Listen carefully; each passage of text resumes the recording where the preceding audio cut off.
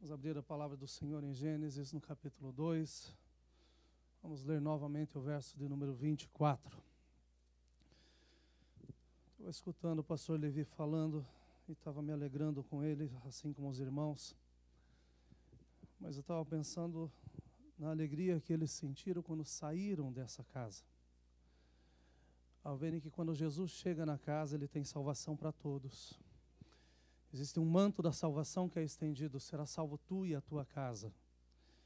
Vocês já pensaram que hoje em dia nós, por tantas vezes, estamos cobertos com uma colcha de retalho? Alguns da família estão abrigados, mas outros tantos precisam ser abrigados ainda pela graça do Senhor. Que esse mês da família seja um mês onde nós possamos ver o milagre do Senhor acontecendo.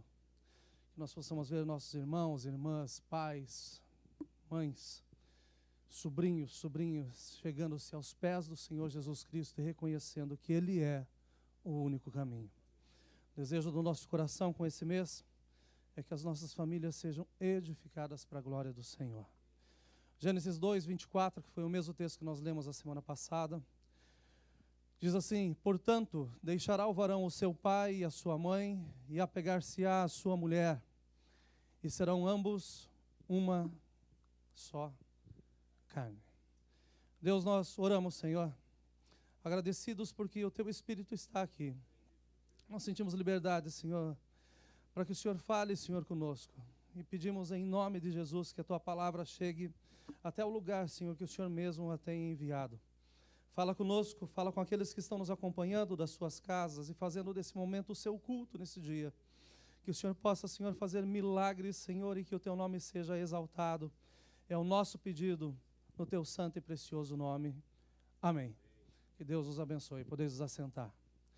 Alguns dias atrás eu fiquei rico com um telefonema que eu recebi. Uma pessoa me ligou e no começo da história, a história era bastante triste, porque esse rapaz falou que ele chegou na sua casa e a sua esposa tinha ido embora. Até aí a história foi triste, mas daí depois ele continuou a história. E como eu já disse, pela história eu acabei ficando rico por alguns minutos. Porque esse homem falou tanto de dinheiro, e das posses que ele tinha, e das coisas que ele fazia, e dos recursos que ele conseguiu arrecadar e guardar durante todo esse período que ele está na América. Então eu fiquei rico só por participar da conversa. Dizendo de dinheiro que ele tinha escondido da esposa, o dinheiro que ele manda para o Brasil sem ela saber, as coisas que ele faz e que ninguém sabe na sua família. E então, no finalzinho da história, eu consegui entender por que a sua esposa saiu de casa. Não simplesmente porque ela não gostava de dinheiro, mas porque esse homem tinha tantos segredos com ela. E, na verdade, ele tentava encobrir esses segredos, dizendo para ela que o importante era ter uma vida boa. A verdade é que, por mais estabilidade que a pessoa tenha, o que importa, às vezes, não é uma conta bancária recheada, não são bens, não são patrimônios, mas é a questão da vida. É a questão que nós temos de relacionamento. Eu entendi com esse irmão e acompanhei esse irmão por alguns dias, até que a sua esposa retornou para casa. E retornou pobre, porque ela não sabe ainda da riqueza que ele tem escondida. Mas a verdade é que eu chamei esse casal e não apareceram, não são da nossa igreja, moram numa cidade próxima. E chamei eles para estar aconselhando eles, para estar caminhando com eles. Mas o problema vai continuar, porque é um casal que continua cheio de segredos. Pessoas que moram juntas, vivem no mesmo espaço, mas já estão separadas e por tantos motivos que a gente nem sabe. A verdade é essa, meus irmãos, que o texto que nós lemos fala que nós deixamos de ser dois e que nós nos tornamos uma só carne. E a inquietação do meu coração desses dias está sendo essa. Casais que estão separados sem nunca terem assinado nenhum documento de divórcio. Casais que vivem no mesmo ambiente, mas que nunca, na realidade, se casaram. A questão é que quando nós adoecemos, por muitas vezes o médico peça que seja feito um raio-x para poder localizar e para identificar o problema que a gente está enfrentando. Hoje todos nós somos doutores e essa é a nossa dinâmica na palavra do Senhor. E eu sei que essa palavra vai nos edificar, porque ela está falando comigo já há alguns dias. E o paciente aqui em questão é a família. A base bíblica para a família, todos sabem que é o casamento. Mas eu fui fazer um raio-x bem prático com relação à família no nosso amigo Google, ou no santo Google, que fala de tudo e de todos e ninguém sabe a origem daquilo que ele está falando. Mas nesse raio-x foi constatado que os 10 maiores sintomas da doença chamada divórcio são, em primeiro lugar, a infidelidade. Em segundo lugar, dinheiro. E não é só a falta, mas é também o excesso, ou também a mentira. Porque alguns, como esse homem que eu falei no começo, escondem ou nunca tiveram, sonham em ter. Terceiro lugar, é a falta de comunicação. E tem muitas mulheres que reclamam que o seu marido não fala. Às vezes fala mais com um amigo do que com a própria esposa. Quarto lugar, são os constantes desentendimentos. Quinto, ganho de peso. Eu estou numa dieta, meus irmãos, para não perder o meu casamento. Sexto, as expectativas frustradas. Sétimo, falta de intimidade. Oitavo, falta de igualdade de direitos. Nono, despreparo para o casamento. E o 10º lugar, que para alguns é o primeiro, são os abusos físicos ou emocionais. É uma lista bastante interessante, mas é o quadro que o mundo mesmo está colocando, dizendo esta é a realidade que acontece hoje com relação às famílias.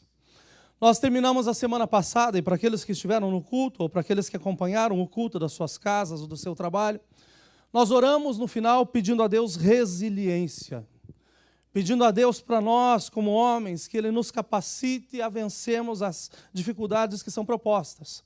E nós vimos que, como homens, nós somos chamados para ser os sacerdotes da casa, para nós sermos a cabeça da casa. E nós oramos, e todos em união oraram, dizendo assim, Deus, nós queremos ser a diferença e não mais um dado na estatística que existe, onde os casamentos mais acabam do que começam. Eu passei essa semana lendo artigos e pesquisando um pouco mais sobre família, e achei interessante como o mundo está banalizando a família, através da visão e através da dissolução da mesma. No Brasil, você pode casar, ou você pode viver simplesmente junto em um regime de união estável, onde os requerentes podem morar juntos ou em domicílios diversos, ou seja, você não precisa mais casar. A sua união pode ser estável e você tira uma licença para essa união estável. E eu achei bastante interessante isso, porque há algum tempo atrás, uma das nossas sobrinhas teve que ir na corte para se separar do namorado. E na minha cabeça eu fico pensando, como isso? Para que isso? Mas a verdade é que o país está dando essa opção. Você não casa, você tem uma união estável. Em segundo lugar, o mundo está dando a facilidade da dissolução da família, a dissolução do casamento. O casamento é a base para a família. E se nós pensarmos aqui na América, um casamento não sai por menos de $10.000.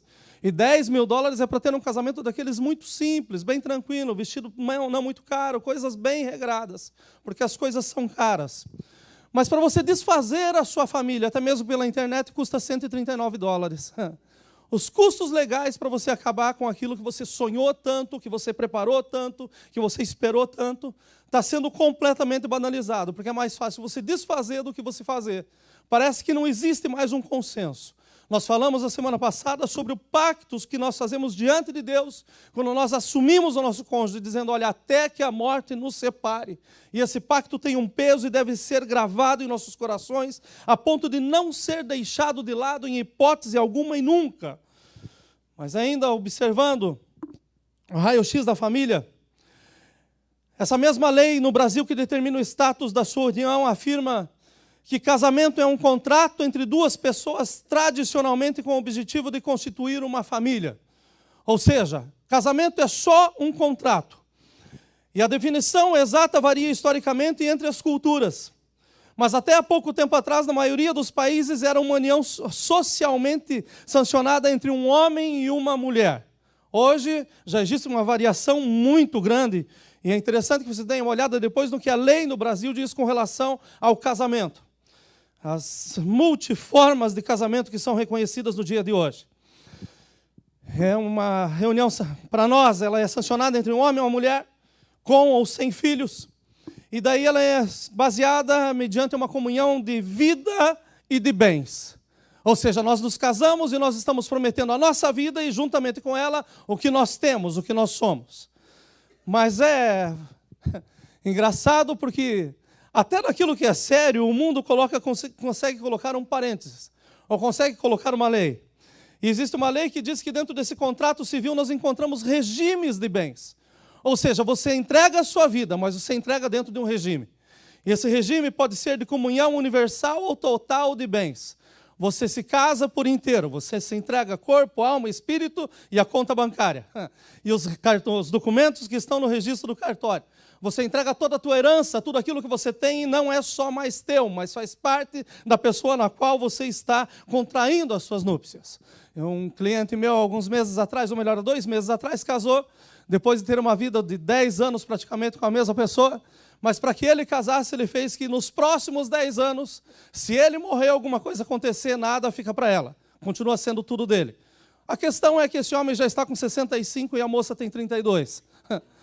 Quem que vai morrer primeiro? Mas então eu condiciono o meu casamento. Nós vamos fazer isso daí baseado em alguma coisa. Eu entendo no casamento onde nós nos entregamos 100%. Onde nós nos colocamos diante de Deus e olha, tudo que eu tenho, que não era muito, tudo que eu sou, que talvez não seja nada, mas tudo que você merece, tudo que eu posso te oferecer é teu, com os laços eternos do sagrado casamento. Existe um segundo tipo dessa comunhão que pode ser feita. É a comunhão parcial de bens, onde você casa, mas aquilo que você adquiriu antes de se casar é só teu. O cônjuge não coloca a mão. O que render dali para frente, tudo bem. Aí a gente divide se alguma coisa der errado. Tem a separação absoluta ou total de bens. Né? Nós nos casamos, mas existe uma separação entre nós. Alguma coisa que eu fiz ou que eu faço continua sendo só meu. Tem outro tipo também que é interessante, que é a participação final dos aquestos. Ou seja, depois que você casou, aquilo que vocês adquiriram juntos, no final da história você coloca em cima da mesa e daí vocês decidem. Metade é teu, metade é meu. Eu pergunto como que a gente sai de uma história dessa, sendo que a Bíblia diz que aquilo que uniu Deus não separa o homem. E como que a gente consegue separar quando nós esperamos 20, 30 anos? Como que nós vamos devolver a filha para o pai? Ou o filho ser devolvido para a mãe? Porque nós já mudamos bastante, já crescemos, perdemos cabelo, ganhamos barriga, temos rugas. A história já mudou bastante, então nós não conseguimos entregar da forma como nós recebemos. Gravem bem comigo, e é nesse ponto que eu quero tocar hoje.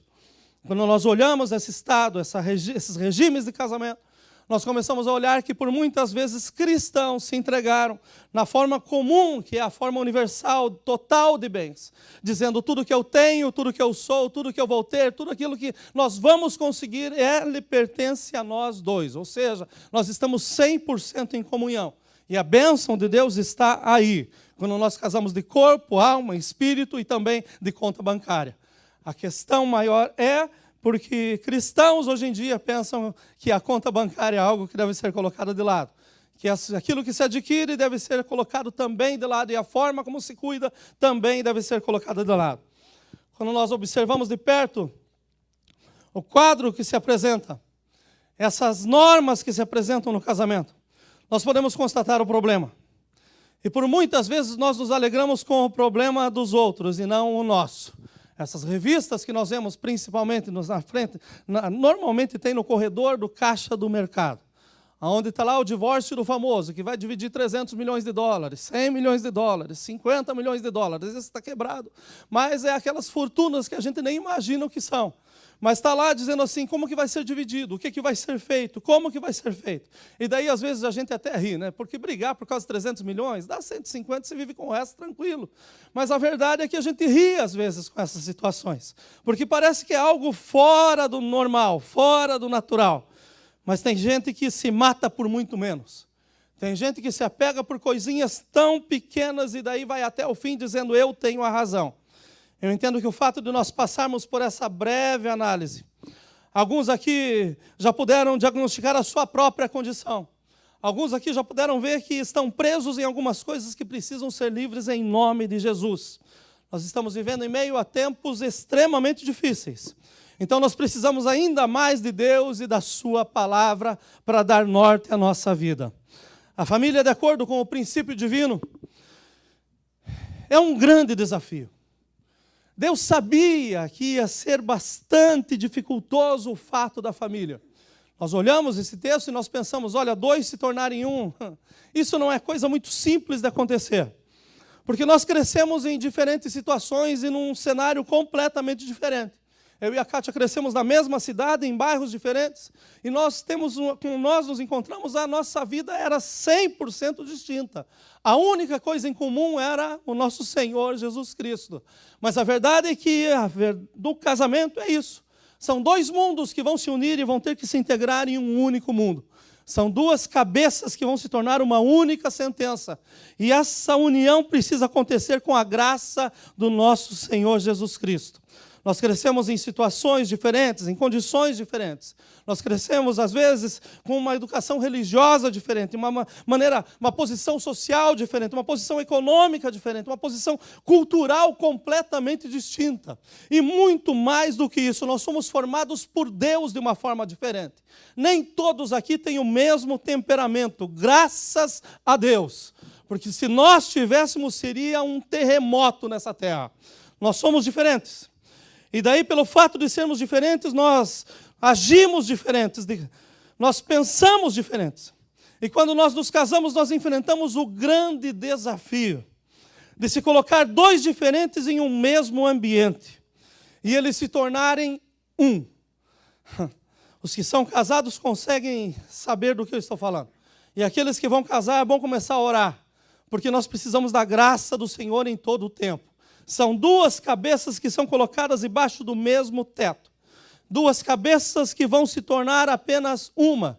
E o maior problema que nós encontramos hoje é quando um quer decidir qual que vai ser a cabeça. Quando os 2 começam a pensar, tudo bem, 2 vão se tornar um, mas quem que vai ser o um que vai ser aqui no meio? Quando ele começa a se impor e dizer, vai ser eu penso melhor, eu sou melhor, eu sei mais. E daí os atritos começam a acontecer. Tem uma história que fala que no primeiro ano de casado, o homem fala e a mulher escuta. No segundo ano, a mulher fala, o homem escuta. Mas no terceiro ano, os 2 falam e todos os vizinhos escutam.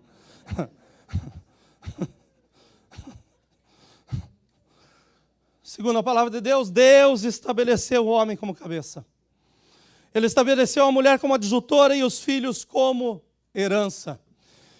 E qualquer alteração nessa ordem trará consequências terríveis. Pensem comigo, 2 engrenagens se ajustando.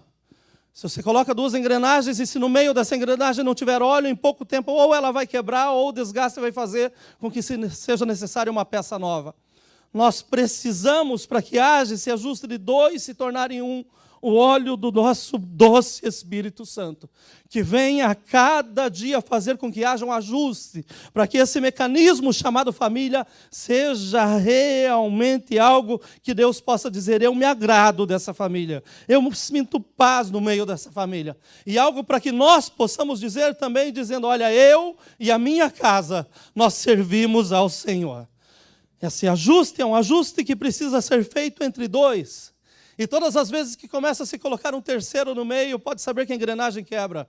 Todas as vezes que tenta se colocar o filho no meio para fazer com que a engrenagem tente andar melhor, não vai funcionar. Pessoas colocam os filhos para ser um intermédio entre o seu relacionamento com o esposo, ou às vezes colocam o seu filho como um resgate no meio do relacionamento. Eu acordei de mal de você hoje, Jadson, então você não vai falar com os filhos o dia inteiro. É esse, talvez, o que esteja acontecendo. Né? Casais que têm algum problema e daí falam assim, eu vou usar o meu filho para tocar no meu cônjuge hoje. Eu vou usar o meu filho para fazer com que ele sinta a necessidade, para que ele veja a diferença. Meus irmãos, segundo a palavra de Deus, o homem como cabeça, a mulher como ajudadora, como coerdeira ao seu lado e os seus filhos como herança. Mas a base é a palavra de Deus e a cobertura dessa união, a mão poderosa de um Deus que todas as coisas conhecem. Não existe outra forma. É por causa desses ajustes que tentam se fazer. De tentar colocar alguma coisa no meio desse mecanismo que faz com que a situação se torne mais difícil, o ajuste então se torne ainda mais difícil. Porque cada um dos cônjuges tem o seu gosto. Cada um aprendeu a agir de uma forma. Cada um reage de uma forma. Cada um pensa de uma forma. Cada um administra de uma forma. E se os casais não estiverem ajustados, o divórcio é só o cumprimento, porque a separação já existe. Se não estiver ajustado, já existe a separação. A questão é que a igreja não vê, a sociedade não sabe, mas os olhos de Deus estão em todos os lugares. Pessoas que vivem no mesmo teto, cercados das mesmas pessoas, e nada mais são do que roommates. Dividem as suas despesas. Final do mês fazem os seus encontros de contas. Está aqui a metade do aluguel, está aqui a metade da luz, está aqui a metade de tudo. Mas daí querem conviver como se fossem casais, como se fossem família. Lembre-se do que o Senhor Jesus disse: um reino dividido não prosperará. Um reino dividido não vai muito longe. Uma família forte, feliz e cheia de sucesso, sem dúvida formada por um casal forte, feliz e cheio de sucesso. E para que exista esse sucesso entre os casais, é necessário, como eu já disse, a presença do doce Espírito Santo. E isso é o resultado de um planejamento cuidadoso, de muita dedicação, de esforço, de determinação. Estabelecer um relacionamento duradouro envolve ajuste entre os cônjuges e a incorporação dos princípios divinos diários na vida do casal. Deus está ali ao nosso lado e não no nosso meio. E quando Deus está ao nosso redor, meus irmãos, com certeza nós vamos ter sucesso. A vida a dois sem Cristo, ela é completamente fútil. Porque Jesus mesmo disse, olha, sem mim nada podereis fazer. Então, para que nós tenhamos ajuste, é necessário 3 elementos. E aqui está a mensagem. O primeiro elemento, estabelecer uma ordem divina. Toda a casa precisa ter um Deus. Segundo lugar, nós devemos viver de acordo com a vontade desse Deus. E em terceiro lugar, nós devemos fazer de Cristo o nosso foco. Se nós tivermos esses elementos dentro da nossa família, sem dúvida nenhuma nós seremos uma família de sucesso. Vamos falar um pouquinho sobre termos essa ordem divina dentro de casa. E é interessante aquelas casas onde são mistas. Pessoas que, alguns, o cônjuge, um é evangélico, o outro é católico. O cônjuge é evangélico e o outro é ateu ou à toa. Né? O cônjuge crê em Deus, mas daí ele não professa a sua fé por causa do seu companheiro. Uma casa onde o ambiente é um ambiente misto. E eu creio que chegou o momento da igreja orar para que a nossa casa seja uma casa de Deus 100%. Chegou a hora do cônjuge continuar orando ou começar a orar para que o manto da salvação alcance o nosso leito também, para a glória do Senhor Jesus. Deus não habita de parede e meia e ninguém vai ser salvo por tabela. A salvação ela é individual e Deus continua sendo o mesmo hoje que era ontem e será amanhã. Ele disse que, olha, será salvo tu e a tua casa. Então nós devemos ter sim essa ordem divina e sabermos em quem nós temos confiado, em quem nós temos crido. E Deus está disposto a fazer da nossa casa, da nossa família, algo onde o nome dele possa ser glorificado. Para que o povo entrasse na terra prometida, se os irmãos lembrarem um pouco da história, Deus vai lá e fala assim, olha, vocês têm que acabar com os jebuseus, com os amorreus, com os girgazeus. Ou seja, acabe com todos os eus do meio da história.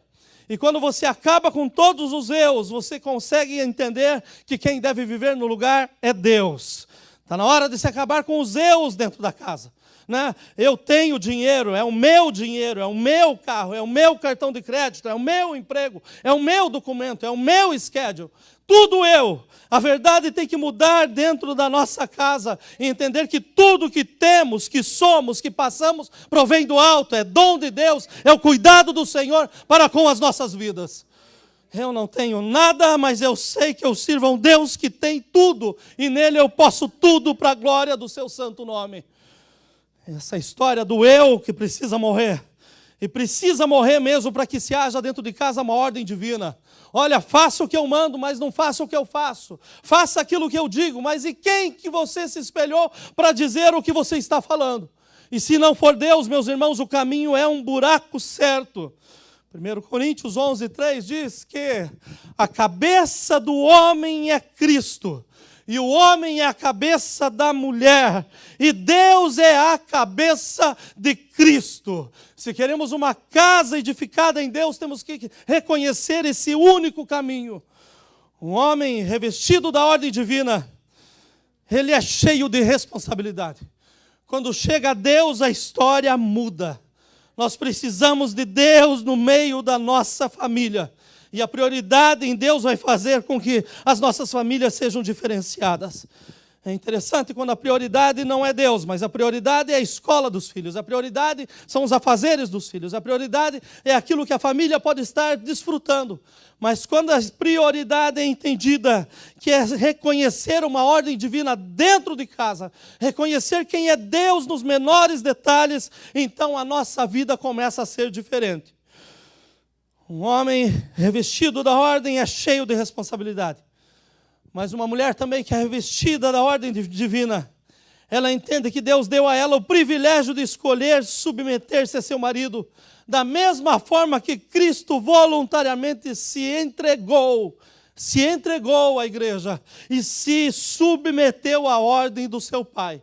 A Bíblia diz que ele deixou o seu esplendor e a sua glória para vir à terra, para lutar por um povo que seria seu. E esse povo somos nós, e nós temos dono, e precisamos viver de acordo com a vontade desse Deus. Em segundo lugar, depois que nós reconhecemos essa ordem divina, que nós reconhecemos que Deus, Ele é o Senhor da nossa casa, nós precisamos entender a vontade divina. E qual é a vontade divina para a família, pastor? Porque existem tantas coisas que são faladas. 10 caminhos para se chegar ao sucesso. 20 degraus para você chegar ao topo da felicidade. 7 dias de oração para que você receba uma resposta. Os caminhos são tantos, mas a resposta é só uma. A relação entre um homem e uma mulher pode ser perfeita a ponto de que 2 se tornem um. É o texto que nós lemos. Nós podemos entender que é essa a vontade de Deus. Que não exista 2 mundos embaixo de um único teto, mas que exista um único mundo onde Deus seja o centro e a sua vontade seja cumprida. Nós precisamos fazer um raio-x do nosso casamento, ou do nosso relacionamento. E quando nós fazemos esse raio-x, nós vamos ver se nós encontramos 2 ou 1. Nós sabemos se nós estamos unidos ou se nós continuamos separados, vivendo debaixo do mesmo teto. Em terceiro lugar, nós precisamos fazer de Cristo o nosso foco. Tem pessoas que não sabem aonde estão e tampouco aonde vão chegar. Mas nós precisamos ter o nosso Cristo diante dos nossos olhos em todo o tempo. É para Ele que nós estamos caminhando. Como cristãos, nós não podemos basear a nossa vida, o nosso casamento, a nossa família, na cultura, na tradição, ou principalmente nos costumes. Isso vai nos desapontar sem dúvida nenhuma, porque tudo isso começa e tem base no homem. Mas para termos unidade a ponto de vencermos, nós precisamos da sabedoria e direção do nosso Senhor Jesus Cristo. Se nós tivermos isso em mente, seguramente nós vamos ser felizes. Precisamos entender então, se o Senhor não edificar a casa, em vão trabalham os que nela edificam. E isso é ter Cristo em foco. Não é o patrão que me dá trabalho, não é o fato de eu ter muito trabalho, não é o fato de eu ser o que ganha mais na igreja ou o que ganha mais no bairro, ter a melhor casa, ter o melhor carro. Não é isso que vai fazer a diferença. O que faz a diferença é saber se o Senhor está ou não edificando a casa. E como pode Deus edificar a casa se a casa tiver com 2 pensamentos? Se a casa tiver 2 rumos, se a casa tiver 2 destinos, como foi o caso que eu falei da história que aconteceu com esse irmão que infelizmente tinha tantas coisas escondidas, mas ele não sabia que Deus tem os seus olhos em todas as coisas. Segundo lugar, para que nós venhamos a colocar Cristo como nosso foco, nós precisamos entender que um casal que ora unido, ele permanece unido. E nós precisamos voltar à oração como casais e como família. Essa história de que eu orei enquanto você dormia, eu orei enquanto você estava, tudo isso é bom, mas é bom quando dois conseguem orar juntos por um único propósito. Não há céu, não há inferno que possa resistir uma oração feita diante do Senhor, porque Ele tem os seus braços abertos para nos abençoar. Quando dois se unirem na terra, o Senhor responde no céu. A minha pergunta, às vezes, aos homens tem sido esta. Porque tem homem que não gosta de orar perto da esposa. Não, eu fecho a porta do meu quarto e lá eu oro em secreto. Quanto segredo nós temos que a esposa não pode ouvir? Por que nós não podemos orar juntamente com as nossas esposas? Assim que nós casamos, nós tínhamos 2 quartos no apartamento que morávamos e um quarto era o nosso quarto de oração. Chegávamos do trabalho à tarde e tínhamos um período onde nós pedimos a presença de Deus o tempo todo. E falamos, Deus usa a nossa vida como testemunho, usa-nos como exemplo. Deus faz, Deus trabalha em nós, usa as nossas vidas. E muito daquilo que nós vemos sendo realizado hoje foi semente de oração feita há anos atrás. A verdade é que nós precisamos orar juntos uma vez mais. Precisamos chamar os nossos esposos a ponto de nós termos intimidade também no momento da oração. No momento em que nós abrimos o nosso coração diante do nosso Pai e nós declaramos a Ele aquilo que nós somos, o que precisamos, o que nós temos para oferecer. A oração pode muito em seus efeitos. E se queremos mudança dentro das nossas casas, é tempo de nós começarmos a orar unidos pela casa e pela família. Se o Senhor não edificar a casa, em vão trabalham os que nela edificam. É cada um correndo para o seu lado à toa, porque no final parece que cai tudo num saquetel furado.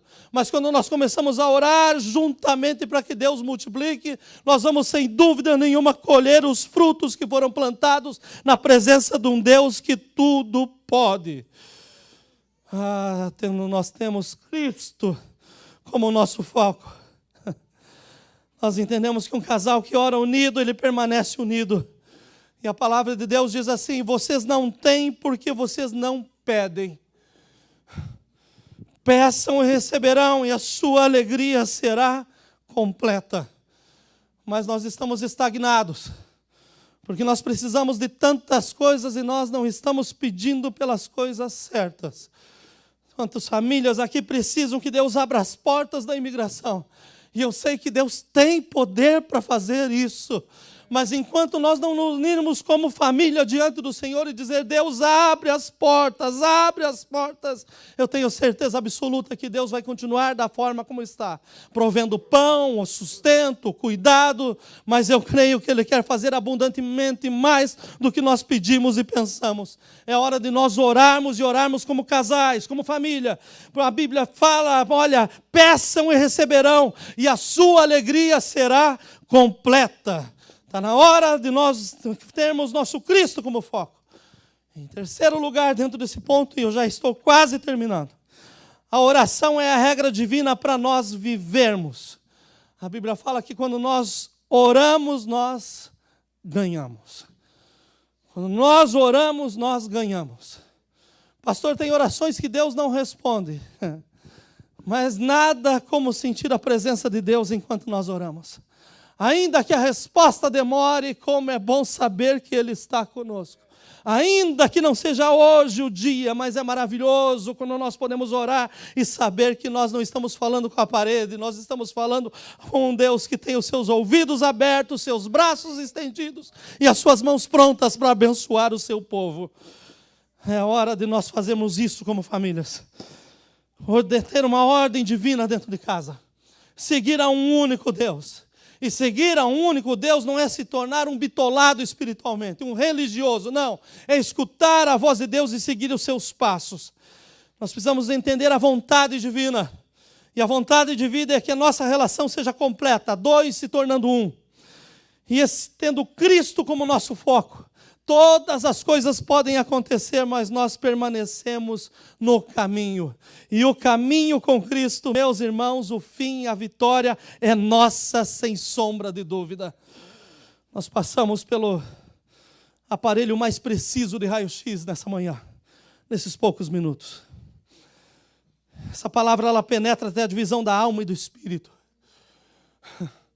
Não existe nada que revele mais do que a palavra de Deus. E não existe um outro lugar para a família se encontrar hoje a não ser na palavra de Deus. É o lugar onde nós devemos colocar como espelho para as nossas vidas, para os nossos relacionamentos, para a nossa aliança. Aonde nós podemos perguntar e falar com toda certeza, sabendo que a resposta vem. Essa palavra, ela chega até a divisão da alma e do espírito e ela faz aquilo que nela lhe apraz. Eu tenho certeza que está claro na sua mente se na sua casa são dois ou se é um. Ninguém melhor do que você para dizer isso. Se o relacionamento que você tem é um relacionamento que se cumpre no texto que nós lemos, onde dois se tornaram uma só carne. E eu fiquei pensando essa semana como que a gente pode entender isso de uma forma mais fácil. E quando nós somos pais, então se torna óbvio, porque nós olhamos para os nossos filhos e nós vemos uma só carne. É o resultado de uma união em Deus que fez com que houvesse uma só carne. É isso que Deus quer de nós, que nós tenhamos um coração pronto como o coração dos nossos filhos. Uma única só carne, onde ninguém tem direito, onde todos estão ali para aprender e para melhorar passo a passo. E Deus nos corrigindo, nos ajudando, nos ensinando em todo o tempo, em toda hora, em toda situação. E o seu nome sendo glorificado. Como está a sua casa? Você olha para a sua casa e você vê que no seu relacionamento tem dois ou você vê que tem um? Cada um está andando o seu próprio caminho. No final do mês, como eu já disse, encontram as contas. Ou mais ainda, quando se encontram no restaurante, cada um pede uma conta separada. Mais ainda, quando cada um vai fazer uma coisa, o outro não precisa saber, porque o dinheiro que eu ganho é meu, as coisas que eu faço são minhas, não importa. Meus irmãos, nós somos unidos pelos laços eternos do matrimônio, e importa sim que nós caminhemos para o mesmo lugar, para a glória de Deus. Estamos tão presos a coisas pequenas. E depois nós estamos falando que estamos juntos para coisas grandes. Ah, Deus tem coisas grandes para fazer através da minha família. Que família? Que família? Como está a sua família no dia de hoje? É dois ou é um? É cada um vivendo o seu mundo ou é um só, pensando Deus em nós, nós em Deus, tudo é possível. Aleluia. E se você olha para a sua própria vida e você diz, pastor, é dois. Deixa eu te lembrar que Jesus advertiu sobre reino dividido, dizendo, um reino dividido não prosperará. E o fim chega. E quando chega, a vergonha também chega. Mas talvez você é um daqueles crentes cascudos, que nunca aceita que pode ter uma necessidade, que se esconde atrás da Bíblia. E eu conheço muitos assim, que quando você vai conversar, ele tem 10 versículos para guardar ele do erro que está fazendo. Para escondê-lo na palavra. E ainda diz assim, olha, a Bíblia, ela é escudo, pastor. Ela é escudo, mas não para esconder as tuas faltas. Ela é escudo para nos defender contra o inimigo, contra os dardos do inimigo. E não para te esconder contra a verdade do Senhor. Nós precisamos reconhecer que por muitas vezes nós pensamos que estamos bem e que nós somos um só. A minha casa é perfeita, meus filhos são perfeitos, está tudo colorido dentro de casa, está tudo bem dentro de casa. Mas deixa eu te lembrar que teve um casal que chegou com essa hipótese, dizendo diante do Senhor que eram um só, e acabaram morrendo por causa da mentira. Foi Ananias e Safira. Os dois concordaram na mentira e foram na frente do apóstolo Pedro e chegaram, um chegou antes, outro um pouquinho depois, mas combinaram que iam dizer, e quando eles chegaram, eles esqueceram que o Espírito do Senhor sonda todas as coisas, que Ele sabe todas as coisas. Pastor, o que o senhor quer dizer com isso? Que todos nós temos um espaço no nosso relacionamento para sermos melhorados. Todos nós, por melhor que estejamos, Deus quer fazer e pode fazer abundantemente mais em nossas vidas. Todos nós podemos passar do 2 para 1, porque a palavra deles nos diz, e serão uma só carne. Isso significa a bênção de Deus sobre a união. Precisamos de casamentos à prova de bala, meus irmãos, hoje em dia. À prova de fogo, à prova de inveja, à prova de mentira, à prova de cultura, à prova de mundo. A prova de língua do próprio irmão que está do nosso lado. Nós precisamos de casamentos hoje em dia onde o nome do Senhor possa ser glorificado. E a única forma de termos esse casamento é reconhecendo que nós precisamos ser sinceros diante de Deus. Precisamos sim de mudança, precisamos da ajuda de Deus para que a engrenagem volte a correr da forma como corria, ou para que ela se ajuste definitivamente aonde Deus possa ser glorificado. Portanto, eu entrego a todos nós, inclusive a minha receita de Deus, que hoje nos é dada pelo doutor Jesus Cristo que está aqui. Em primeiro lugar, o Senhor deve edificar a nossa casa, a ponto de nós sermos bem-aventurados. Em segundo lugar, oremos por e com os nossos cônjuges e famílias. Chegou o tempo de nós verdadeiramente sermos famílias de Deus. Em terceiro lugar, nós devemos guardar os nossos corações, porque os nossos corações dele procedem as saídas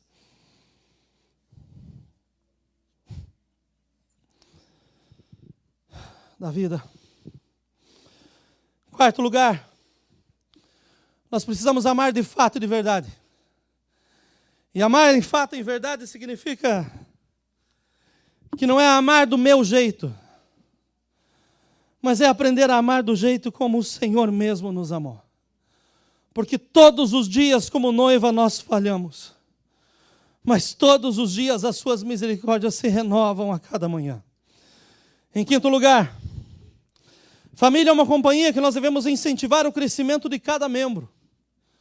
Cada um dentro da estrutura tem um valor especial e pode ser melhorado de acordo com as nossas palavras. Pelas palavras ou nós levantamos, ou pela palavra nós enterramos aqueles que estão cerca de nós. Sexto, o uso correto do dinheiro é para prosperar e usufruir do seu ganho. Esse é um ponto que tem acabado com muitos no nosso meio.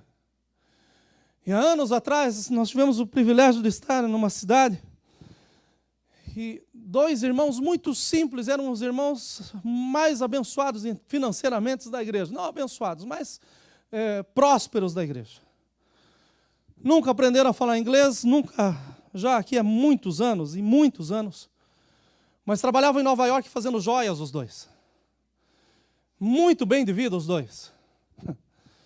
Mas o desejo em secreto da sua esposa, quando falava com a gente, é que um dia o seu marido a levasse para comer fora. Porque tudo que ganhava era para guardar para o futuro. Tudo que fazia era para amanhã. E daí a gente anda no meio de alguns irmãos aqui que estão até corcunda, porque o travesseiro está cheio de notas de 100. O colchão está abaulado porque estão guardando dinheiro embaixo da cama. Idolatram aquilo que conseguiram.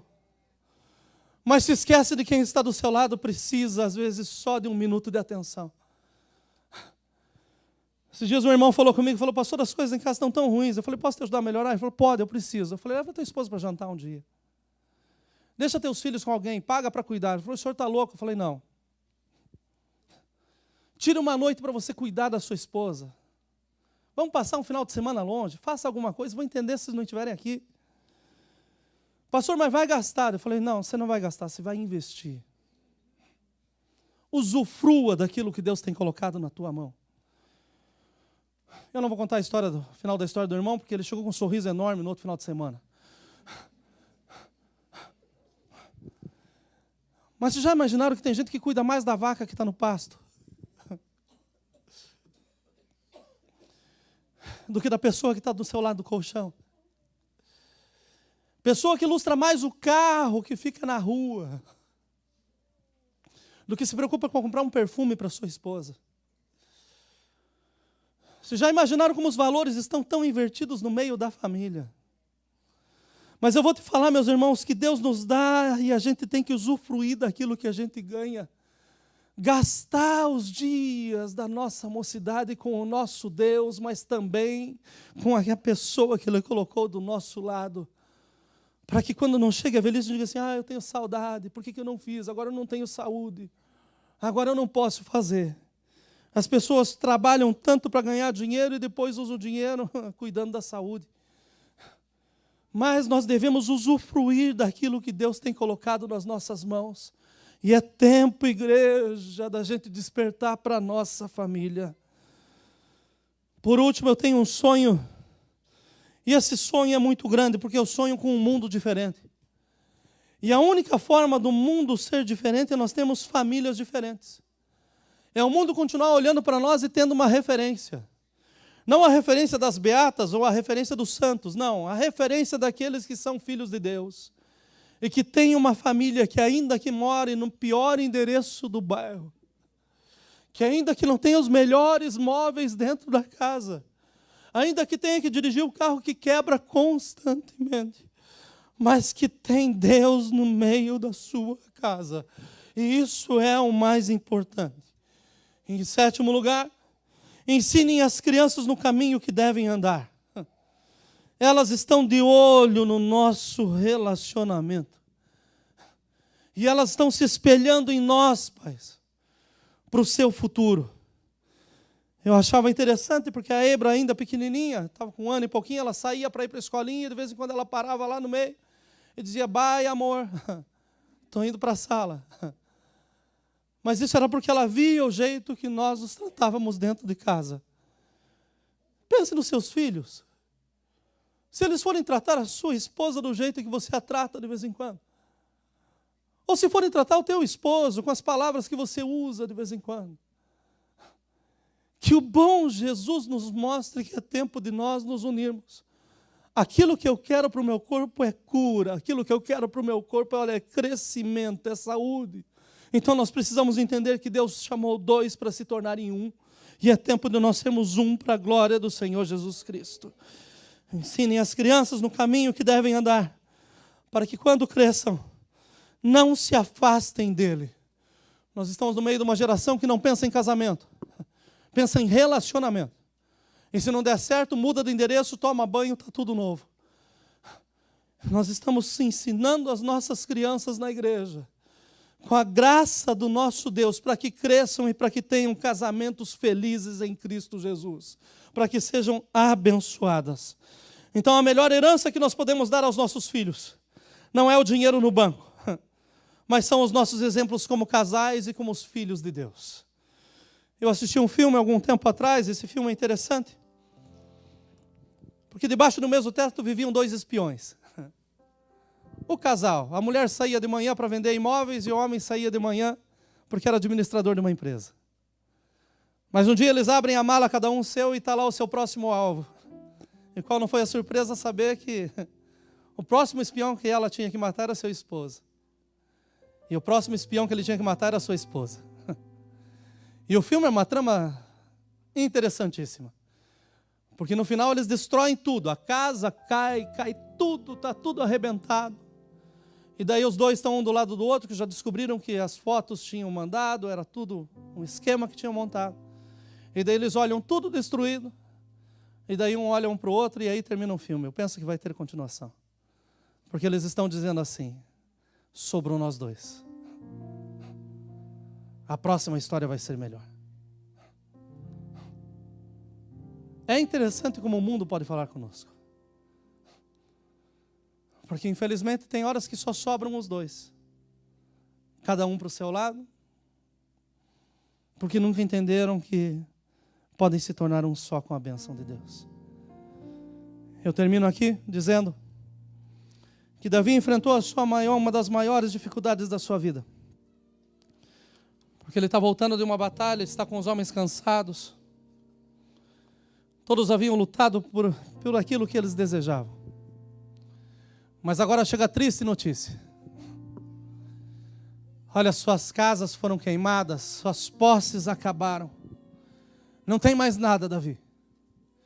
E Davi pergunta: e as nossas esposas? E os filhos, aonde estão? Eles foram levados cativos, levaram como escravos. E a Bíblia fala que aqueles homens naquele momento começam a chorar. Mas a chorar tão profundamente que se esgotaram as suas forças. Acabou tudo. Acabou tudo. Mas eu louvo a Deus que quando nós pensamos que está tudo acabado, Deus continua escrevendo a história. Deus continua dando o amanhã. Quando nós colocamos um ponto, Deus está colocando uma vírgula. E nós temos gente aqui no meio que está num ponto. Pastor, eu perdi meu casamento. Tantos desentendimentos aconteceram, pastor, e infelizmente nós sempre fomos dois. E a água que eu bebo agora, pastor, essa água, ela é amarga. O que eu faço com a minha vida, pastor? Desisto de tudo. Não desiste, não. Porque todo choro uma hora acaba. Mas a Bíblia fala que a alegria do Senhor, ela vem pela manhã. Eu tenho sentido no meu coração esses dias, meus irmãos, que nós vamos ter um tempo novo nessa casa. Pessoas que pensaram que estava tudo acabado vão começar a casar com a bênção de Deus. Pessoas que foram abandonadas, que ainda sonham em ter uma família. Deixa eu te falar que o autor da família está aqui. Foi ele que planejou. E ele sabe muito bem a tua história. Você não estava sozinho, ele estava lá. Mas ele quer continuar escrevendo. Então, onde você colocou um ponto, ele transforma numa vírgula. E ele diz, do amanhã, cuido eu. Eu tenho o melhor. E o melhor do Senhor está chegando. Eu conversei com um rapaz esses dias. Esse rapaz está animado porque ele vai casar daqui a algum tempo. Ele está tão feliz que ele vai casar. Mas ele falou, pastor, eu não vim pedir oração para que Deus abençoe a nossa futura união, não. Eu achei tão bonito. Ele falou, eu vim pedir para que o senhor ore pela minha sogra. A minha sogra, ela é maravilhosa, pastor. Que mulher querida. Mas Deus colocou no meu coração para orar, porque ela foi abandonada pelo esposo.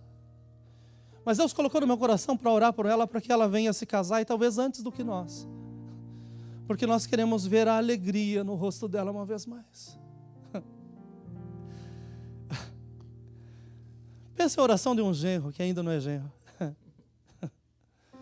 Mas pensa num Deus que concorda no céu em fazer coisas novas. Davi está chorando, seus homens chorando. Pensem naqueles homens brutos, homens que brigavam o tempo todo. Era espada, era lança, era faca. Viam a morte diante dos seus olhos. Mas agora no meio das lágrimas não enxergam mais nada. Mas o nosso Deus traz uma palavra para eles. Dizendo, olha, ainda que se acabe tudo, se a família está viva, ainda tem solução. Recuperem as forças e lutem por aquilo que o Senhor confiou nas suas mãos. A mensagem do Senhor para nós é essa, não é tempo para desfalecermos. É tempo para nós nos levantarmos como um só homem. E assim foi como o exército de Davi se levantou. Eles foram para recuperar aquilo que era deles. Eu vou trazer para casa minha esposa, vou trazer para casa meus filhos. E isso exige dedicação e esforço. É hora, meus irmãos, de nós lutarmos pela família que nós sonhamos em Deus. É hora de nós colocarmos diante de Deus o nosso coração. E dizemos, Senhor, olha para nós como um só. E trabalha em nós como um só. Que não haja separação, que não haja divisão dentro do nosso lar, dentro do nosso relacionamento. Mas que o Senhor possa agir como pedra central, como base para o novo que vai começar a ser construído a partir de agora. Podemos orar?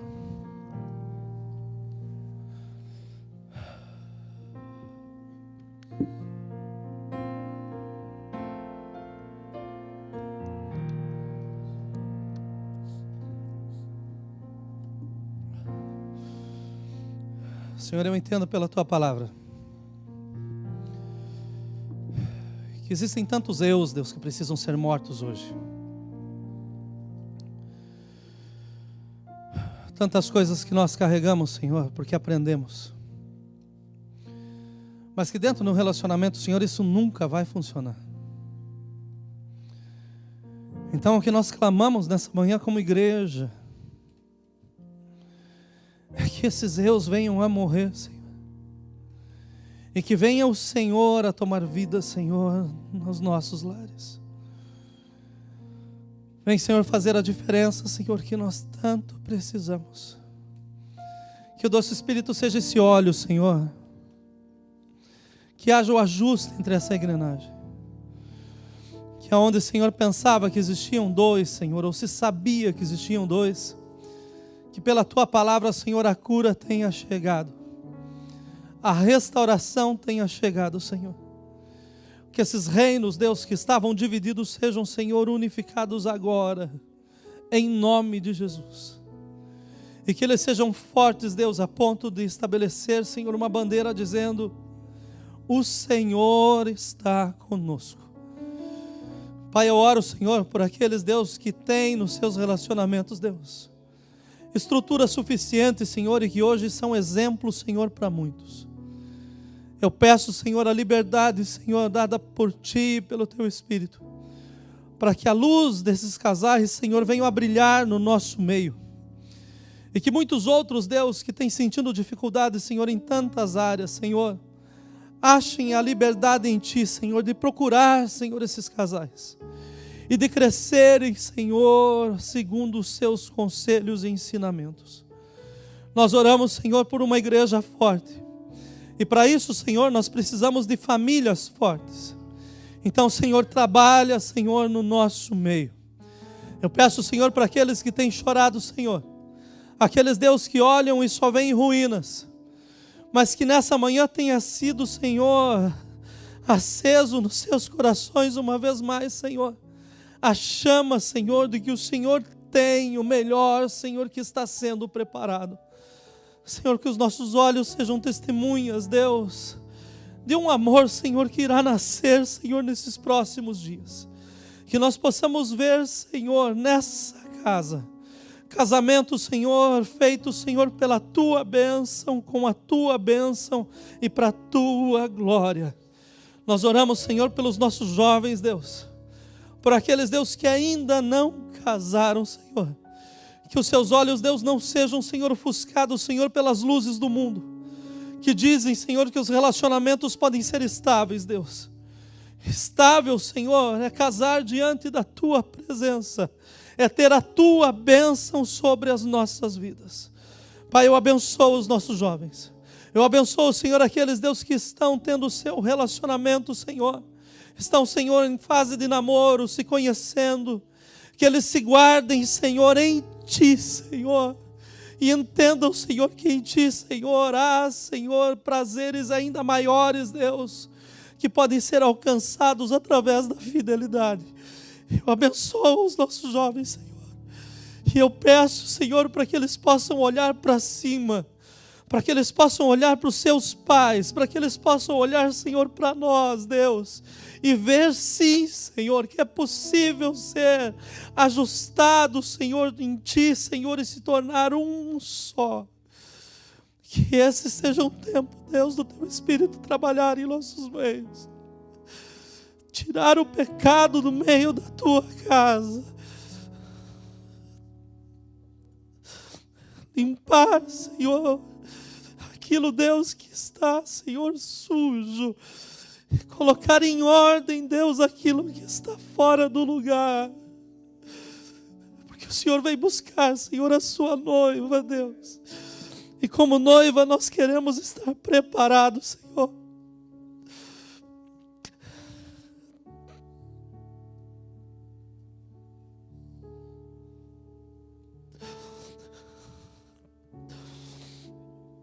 Cura-nos, Senhor.